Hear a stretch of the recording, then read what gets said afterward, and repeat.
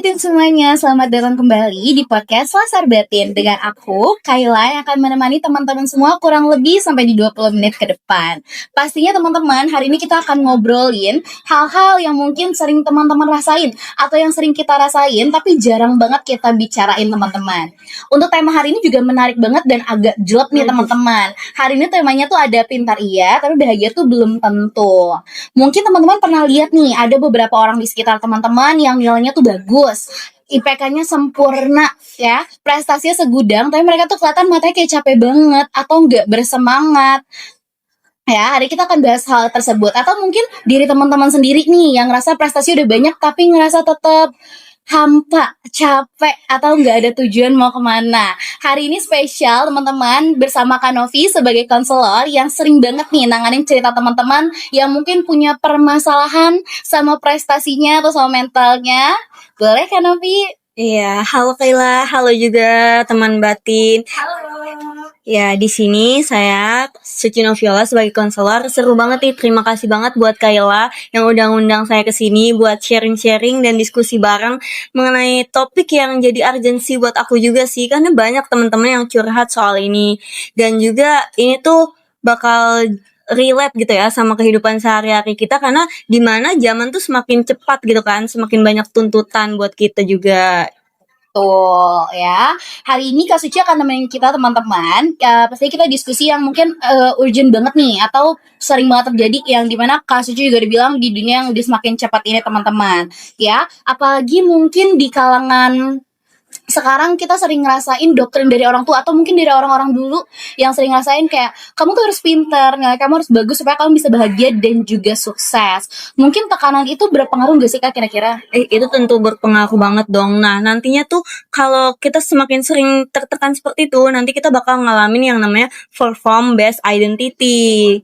Oke, perform based identity apa tuh Iya, Kak kira-kira? Jadi itu kondisi di mana seseorang tuh merasa hanya bisa dianggap gitu, hanya berharga jika dia tuh mencapai suatu targetnya gitu. Jadi dia misalkan dia mencapai nilai yang bagus gitu, dia bukannya seneng Kak, tapi dia malah merasa lega gitu. Dia nggak bahagia atas pencapaiannya, dia cuma merasa lega gitu. Karena dia berhasil menuhin ekspektasinya dan juga ekspektasi orang-orang di sekitarnya gitu. Oke, berarti ini ya Kak, kayak misalnya mereka tuh ngincer sesuatu tapi bukan karena mereka suka sama sesuatu itu. Misalnya ngincer nilai yang bagus lah ya Kak, tapi bukan karena mereka emang cinta sama mata pelajarannya atau mata kuliahnya, tapi karena mereka ngerasa lega kalau misalnya nilainya bagus, ngerasa diterima gitu ya Kak. Betul. Nah, kenapa dia seperti itu? Mungkin karena dia merasa kalau jika dia gagal, dia bakal menyia-nyiakan pengorbanan dari orang tua atau orang di sekitarnya yang udah effort ke dia. Jadi dia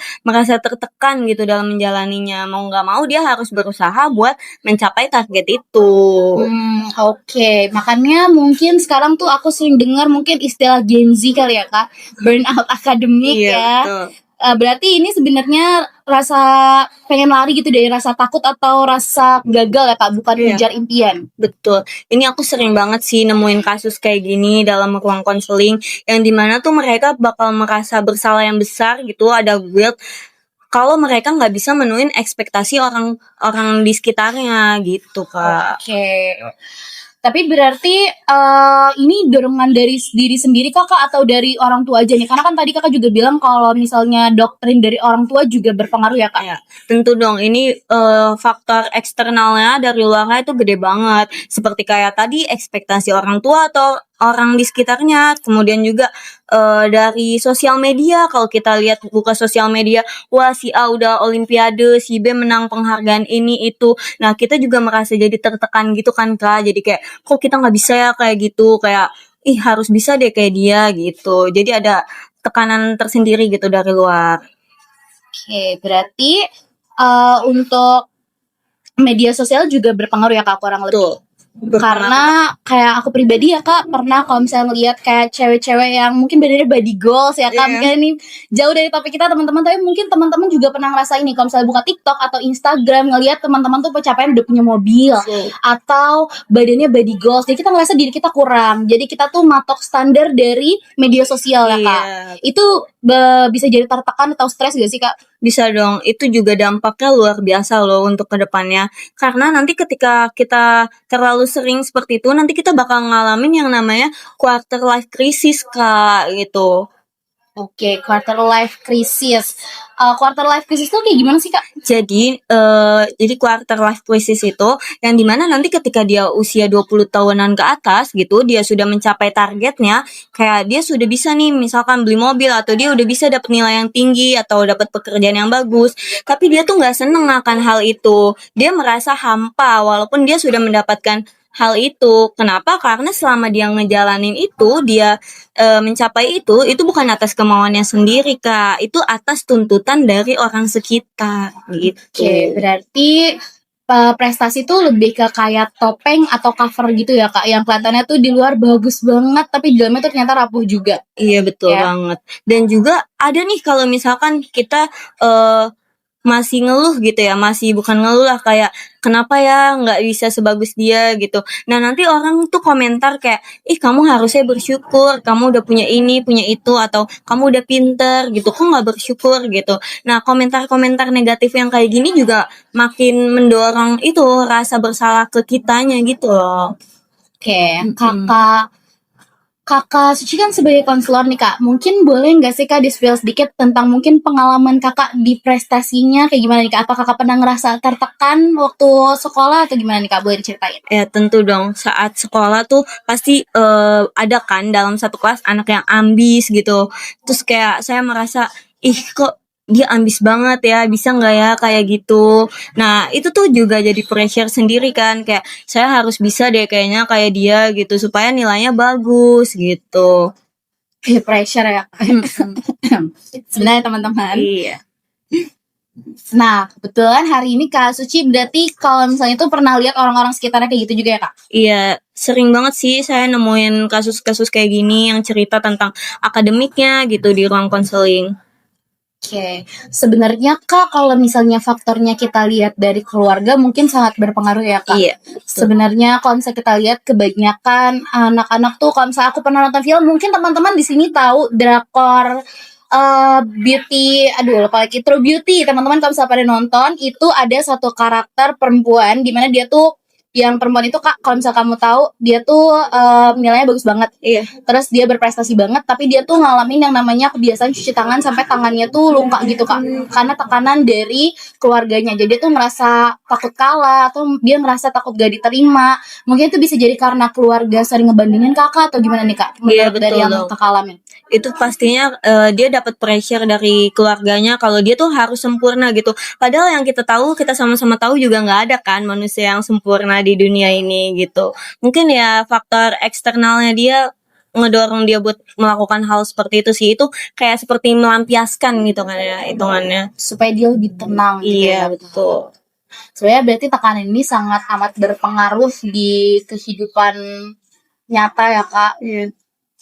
Sebenarnya kira-kira menurut Kakak apa sih hal yang bikin anak-anak mungkin anak-anak masih remaja ya Kak itu mereka punya ambisi untuk bersaing. Misalnya kayak yang sering aku lihat teman-teman ya, itu sering banget ada iri dengki kalau misalnya di SMP atau di SD. Ya nggak sih? Teman-teman mungkin ngerasain juga iri dengki kalau misalnya temennya ranking 1, Iya. terus dia ranking 2 ngerasa kayak gagal, kayak padahal cuma beda dikit aja. Itu bisa bikin kenapa sih Kak?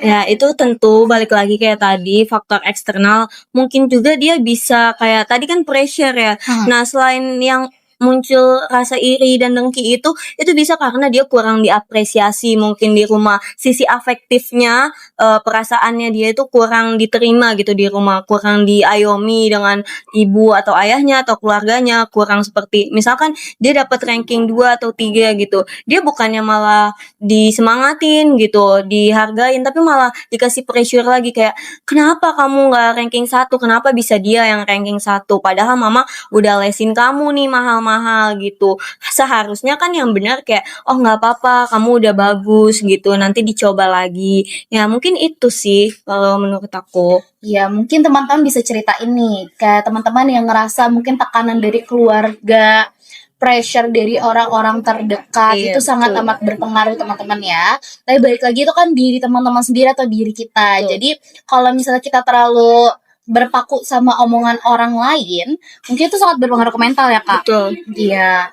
Oke, buat Kak Suci aku mau tanya nih. Dari tadi kan mostly itu kebanyakan dari keluarga atau orang tua. Sebenarnya kalau misalnya dari sisi psikologis, ada nggak sih Kak cara-cara tersendiri buat parentingnya? Mungkin kan dipupuk dari kecil ya Kak. Iya, betul. Gimana tuh?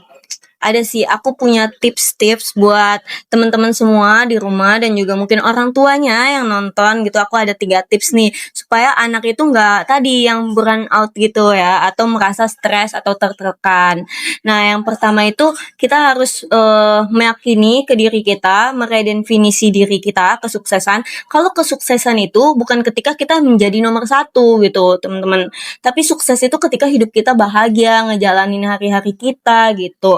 Terus yang kedua, kita bisa bangun batasan-batasan atau boundaries gitu, teman-teman. Jadi kalau misalkan teman-teman lagi capek gitu, terus orang tuanya nyuruh-nyuruh atau gimana gitu, kalian bisa kasih pengertian nih Kak, kayak maaf Pak, aku lagi capek ya hari ini, aku minta waktu sebentar gitu. Supaya teman-teman tuh bisa mengelola stres teman-teman gitu. Dan juga yang ketiga, teman-teman tuh harus cari hal-hal yang teman-teman sukai gitu, entah hobi, kegiatan yang jauh gitu ya Kak hubungannya dengan akademik gitu. Kita bisa kayak pergi dulu ke alam gitu, mungkin buat merefresh diri kita supaya kita tuh tahu gitu arti kebebasan dan juga arti kebahagiaan gitu sih Kak. Oke, makasih nih Kak Suci. Mungkin aku mau sedikit ngobrol-ngobrol aja nih Kak tentang mungkin pengalaman pribadi aku ya Kak. Iya, Kan boleh. kalau misalnya teman-teman sama kayak aku prestasinya tuh nggak terlalu banyak, so-so lah ya. Mungkin teman-teman bisa ngerasain kayak ngerasa kalau misalnya dunia di sekitarnya itu terlalu cepat, ngerasa nggak ngerti apa-apa. Kira-kira ada nggak sih Kak mungkin tips and triknya supaya aku tuh ngerasa lebih tenang kalau misalnya ngerasa selalu kalah gitu dari orang-orang sekitar. Mungkin kayak Kak Suci nih kan pintar banget, aku jadi insecure. Enggak dong Kak, biasa aja. Jadi mungkin ya dari aku, kalau misalkan kita sering merasa kurang gitu, kayak kok yang lain bisa ya gitu, aku juga relate sih dulu kayak gitu, bahkan sampai sekarang juga masih sedikit-sedikit kayak gitu. Nah, yang penting tuh apa ya, kita jangan membandingin diri kita sama pencapaian orang lain, karena kan semua udah ada porsinya masing-masing gitu kan.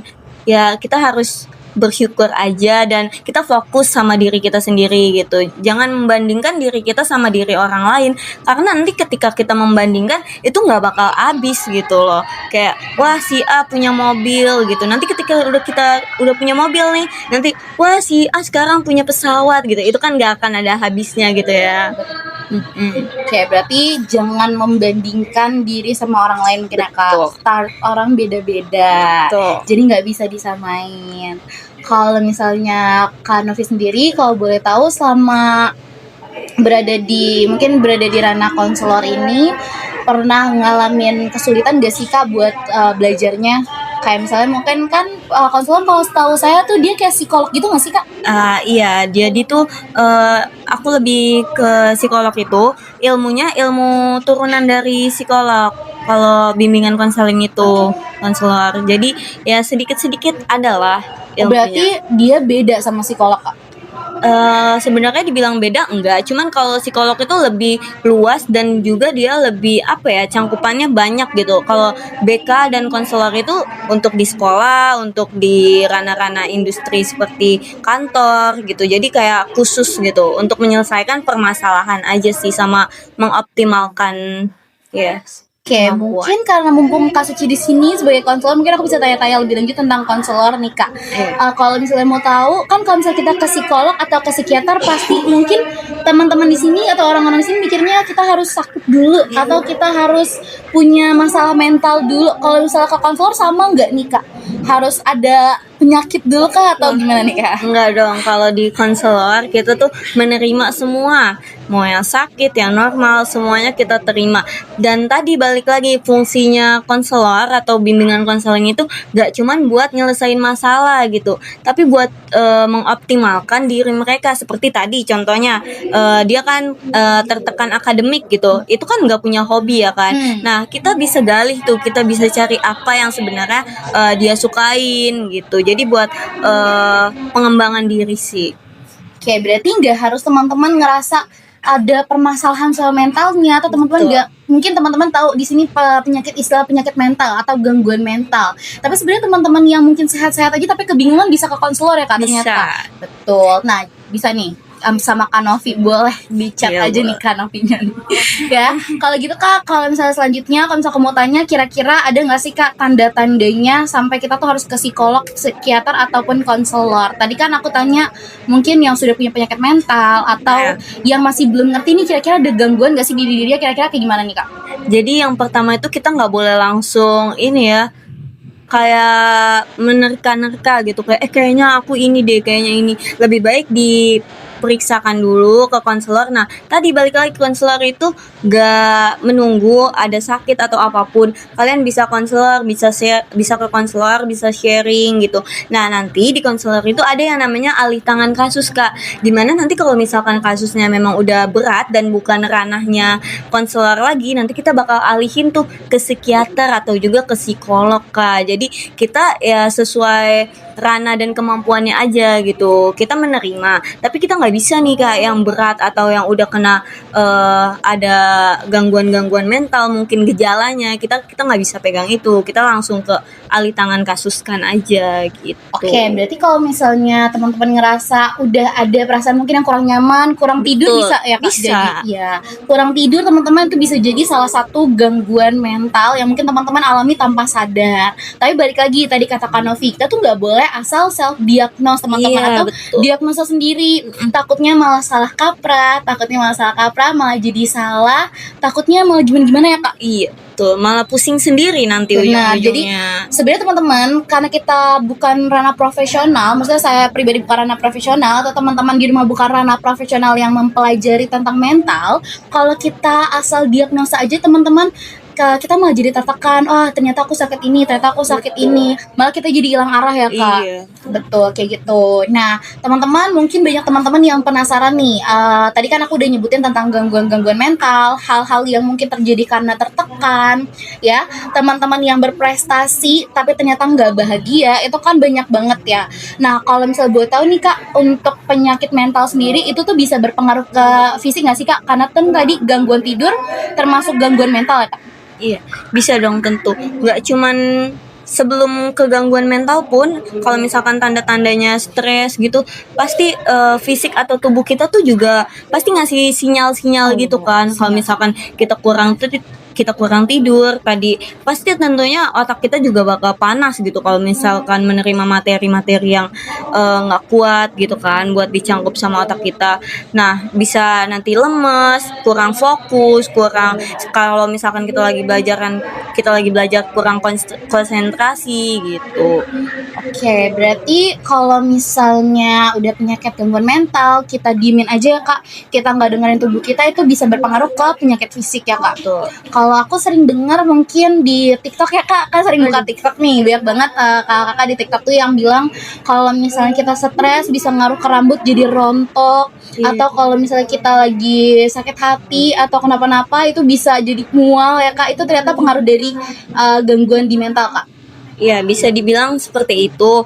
Nah, makanya balik lagi tadi, kita jangan langsung mendiagnosa diri kita sendiri. Kita lebih baik cerita gitu ke yang deket dulu, bisa ke sahabat, bisa ke konselor gitu, bisa ke orang rumah, dan juga yang paling penting kalian bisa memeriksakan diri gitu ke pihak-pihak yang emang udah kompeten gitu, bisa ke psikolog ataupun ke yang lainnya gitu. Oke, nah Kak Novi, karena aku udah tahu banyak tentang konselor nih, terima kasih hari ini. Iya. Jadi teman-teman, sesuai tema kita hari ini, ya itu pintar iya tapi bahagia belum tentu. Mungkin teman-teman yang ngerasa punya tekanan-tekanan yang tadi kita bahas, teman-teman yang ngerasa mungkin udah kurang nyaman sama dirinya, bisa langsung cari tahu lebih dalam Betul. lagi, bisa ke konselor, ke psikolog ataupun ke psikiater, sesuai sama diagnosanya ya Kak. Iya. Oke, makasih nih Kak Novi nih udah meluangkan waktunya hari ini di sini, memberikan kita pengetahuan yang mungkin lebih luas lagi.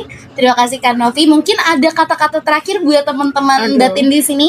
Waduh, boleh nih sebagai penutup, siapapun yang denger ini, saya cuma mau bilang kalau kamu itu berharga, kalian berharga, kamu berharga bukan karena apa yang kamu capai, tapi karena kamu adalah kamu, gitu.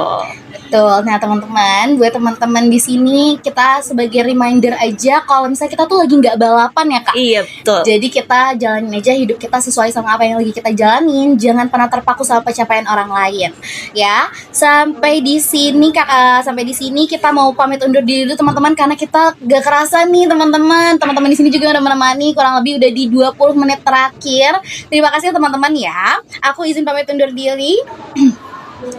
Oke, terima kasih banyak atas waktunya hari ini. Semoga bermanfaat untuk sobat Batin semuanya.